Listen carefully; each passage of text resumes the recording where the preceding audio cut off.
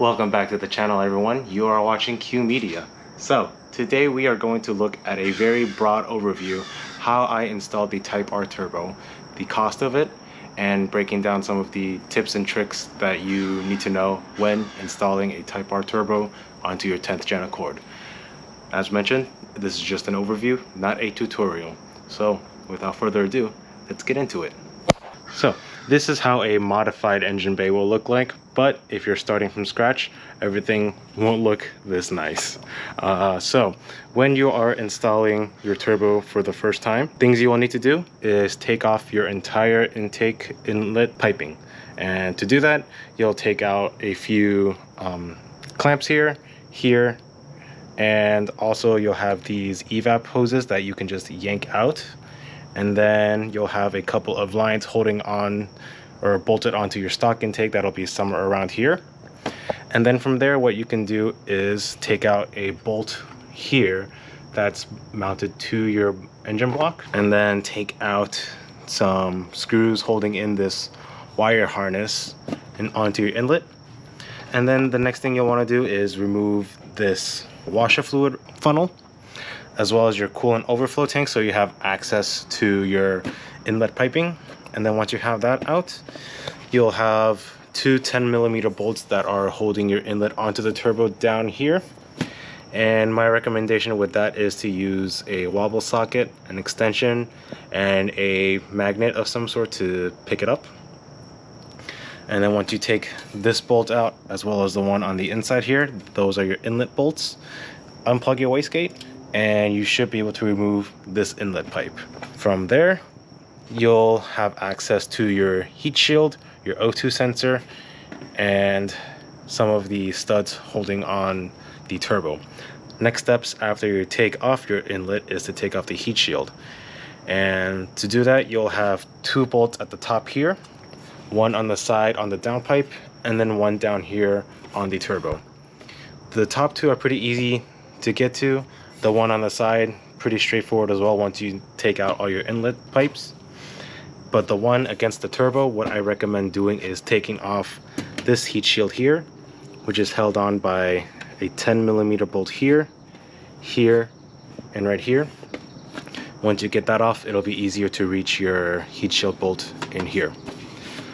And then once you take off the heat shield, you'll have full access to the turbo mounting studs as well as your downpipe studs. And from there, what you'll want to do is soak them in some PB Blaster and leave them in overnight to kind of soak in, as well as soaking the downpipe to the front pipe bolts. Let those sit in overnight, and then come back the next morning or so, spray them again. But once your car is cooled down, they should come off pretty easily with a torque wrench. Now, that's how you get the downpipe off.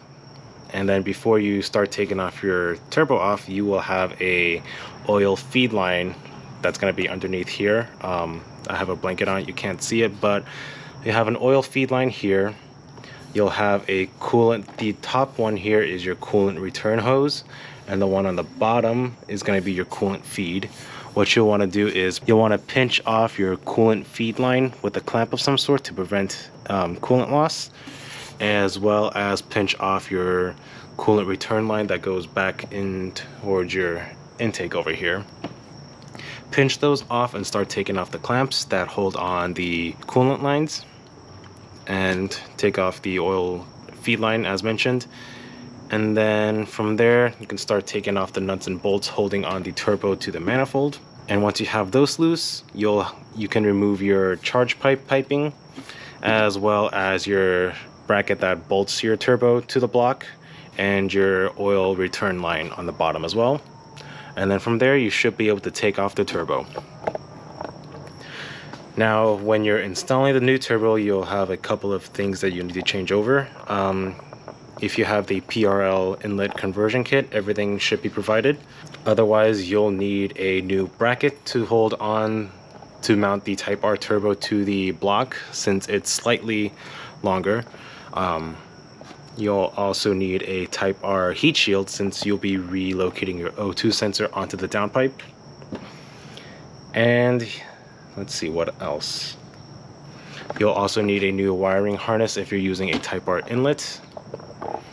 And if you are using a Type R inlet, you'll also need shorter bolts that bolt the inlet to the turbo. Those bolts are, I believe, M8 by 1.25, and they should be about 25 millimeters long or 30. I would get 2 sets of those just in case. And yeah, from there, everything should be pretty much reverse order, assuming you're using the proper conversion kits. Now, if you're going to be using your stock inlet, what you'll need to do is either get a new inlet hose and use a reducer barb fitting to reduce this hose to your stock return line. Other than that, those are about the only outstanding kind of things you'll need to know when installing your turbo. I don't remember fully everything off the top of my head, honestly, but there are better videos out there by people like Just the Honda Accord or Joel Felix that do a pretty good job of breaking down what you'll need. Oh yeah, one last tip that I have is if you are going to be using a Type R inlet style, you will need to get a new wire harness cover, this piece right here, because it moves the bolts to the other side and you can't use your stock one without using zip ties of some sort. But yeah, that's about it. Now we'll kind of break down the cost of everything. So in terms of cost, I'll be breaking everything down as if you were starting completely from scratch, stock car, and you'll need all the parts. So I'll be breaking it down into 3 categories: your bare essentials, and your Type R inlet style, and your nice to haves. So bare essentials, you'll need a tune obviously, and that'll run you $600 if you're just running on 93. If you're going to be planning to use flex fuel, add another 100 onto that. You'll obviously need a turbo, a Type R turbo, and there are 2 routes you can go with this. You can either do brand new from places like Axion Industries for $1,500, or you can go used like I did. I picked my turbo up used for about $600. I've seen them go from about that much up to $1,000. Just make sure when you pick up a used one, you check for shaft play, make sure your threads are good, otherwise you'll have to retap them, and make sure the downpipe studs are good, or you'll have to just order replacements. Other things you'll need, you should get brand new gaskets for your turbo, such as your downpipe and the manifold gasket mating surface. That'll run you about $100. You'll need miscellaneous hoses and adapters. Like I mentioned earlier, you'll need like a barb fitting that converts a larger size to a smaller size, and other hoses that you'll need as well to make those adaptions work. That should run you about $50 or so. You'll also need a downpipe that's compatible with a Type R turbo. Your stock downpipe on the Accords will not work because you're moving the O2 sensor from the turbo onto the downpipe itself. With downpipes, you have a couple of options. You can get a RV6 catted downpipe for about $650. You can get a brand new PRL high flow downpipe for $950. Those will should guarantee that you don't get any check engine lights. You can also go used. You can find used ones for about $500 or so. There are a couple sites out there that still sell catless downpipes for $500-ish or so. Those are typically on Canadian websites.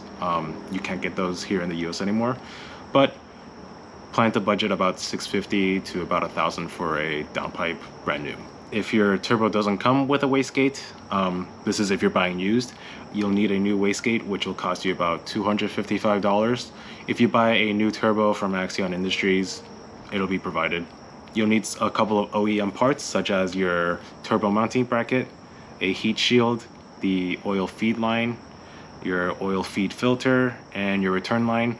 Those should run you about $115, $120 or so, depending on where you get it. This next one, the intercooler, I would say is also a bare essential because you're running a lot more boost. You'll want to keep that air cool. A PRL or Mishimoto intercooler will run you about $600 or so. And the last one I have under bare essentials that you don't need, but I recommend anyways, is an intake. You can get like a Mishimoto intake or a PRL intake. That will run you anywhere from like $300 to $350 brand new. So all in with those parts I just listed, should run you about $39.50 to $44.50. Again, that's if you're starting completely from scratch. If you're like me, I had a few of those parts already installed, such as the intercooler and intake, so I can cut off about $1,000 there. And I got my downpipe for cheaper and my turbo used, so me personally, I spent about $3,000 or so. But I have additional parts, as you can see. So yeah, if you are planning to go the bare essentials route, things you'll need to keep in mind. If you're using your stock plastic inlet that comes on the Accords, you'll need to take a Dremel to kind of shave down a bit of the plastic housing on your inlet where the curve is, as well as a little bit of the plastic on the wastegate, just to get everything to fit without making contact. The next price breakdown list I'm gonna do is if you're using a Type R inlet style, like the one I have here. You'll need a Type R inlet. You can get a stock Type R inlet for around $300-ish, or $280 to $300. You can get the Mishimoto inlet that I have here for about $300, or you can get a PRL titanium inlet for around $450 or so. And to use those inlets, you'll need a coolant conversion kit that PRL sells, which will run you about $175. And since you're replacing the inlet, I recommend using the P2R gasket that spaces it out from the turbo mounting surface a little bit, so your inlet temperatures are a little cooler. That'll run you another $23 to $25.